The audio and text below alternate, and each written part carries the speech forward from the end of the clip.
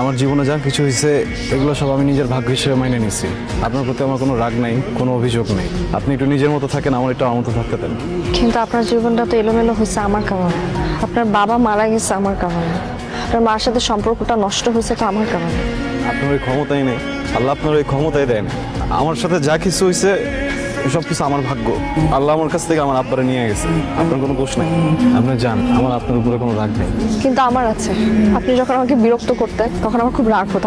আমি আসলে অনেক বিরক্ত হতাম, কিন্তু এখন যখন আপনি আমাকে বিরক্ত করেন না তখন আমি আরো বেশি বিরক্ত হচ্ছি। আমি তখন বুঝি নাই আমার রাগ হয়েছে, আমার অভিমান হয়েছে। এখন যখন আমি আপনাকে পাচ্ছি না চারপাশে তখন আমি বুঝতেছি যে আমি আসলে ভালোবাসি আপনাকে। I love you.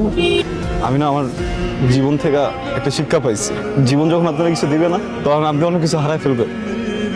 আমি দেখলাম আমার আব্বাটারে হারাইছি, আপনিও মনে করেন কিছু হারাই ফেলছেন।